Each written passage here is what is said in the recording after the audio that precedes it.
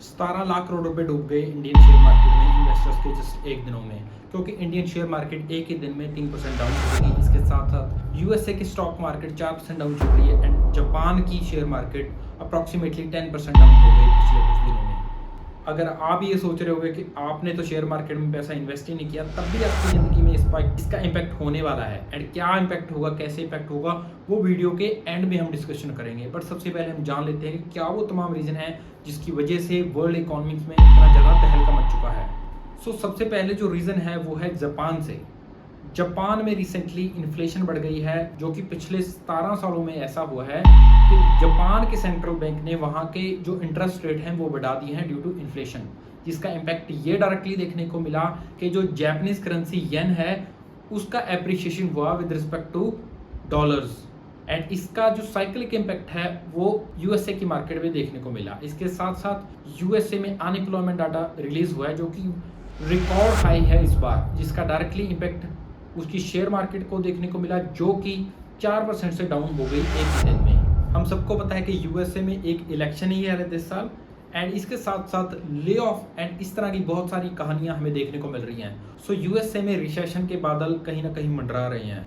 इसके अलावा दोस्तों जो थर्ड बड़ा रीज़न है वो है मिडल ईस्ट की जियोपॉलिटिकल टेंशंस, जहां पे ईरान एंड उसके अलाइड कंट्रीज ने डायरेक्टली थ्रेटन कर दिया है इजराइल के ऊपर हमला करने के लिए एंड कहीं ना कहीं एक वार लाइक सिचुएशन वहां पे हो चुकी है।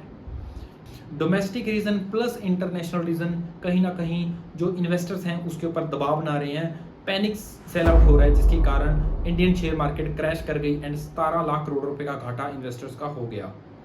अब हम जानने की कोशिश करते हैं कि इसका इम्पैक्ट हर एक इंडियन पे कैसे होगा अगर वर्ल्ड में रिसेशन इस बार आता है तो।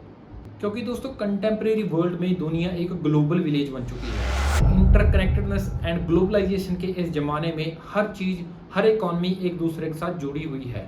अगर वर्ल्ड में एक और रिसेशन आता है तो उसका डायरेक्टली इम्पैक्ट इंडिया पे इन्वेस्टमेंट पे पड़ेगा। इन्वेस्टर नहीं आएंगे तो एम्प्लॉयमेंट जनरेट नहीं होगी, एम्प्लॉयमेंट जनरेट नहीं होगी तो इंडस्ट्रियल आउटपुट कम होगी, इंडस्ट्रियल आउटपुट कम होगी तो कंजप्शन कम होगी एंड ये एक साइकिल जो है वो चलता जाएगा, जिसकी वजह से जो आम लोगों की अर्निंग है वो कम होगी, वो स्पेंडिंग, जिसकी वजह से स्पेंडिंग कम होगी तो इंडियन इकोनॉमी भी रिसेशन में। ये एक देखने वाली बात होगी कि रिसेंटली जो रिसेशन हुए थे, फिर वो चाहे 2008 का रिसेशन हो, चाहे फिर कोविड पैंडेमिक के दौरान जो इकोनॉमिक रिसेशन वर्ल्ड में चला गया था, उसकी वजह में इंडियन इकोनॉमी का भी अच्छा एंड स्टेबिलिटी के साथ उसका सामना किया था।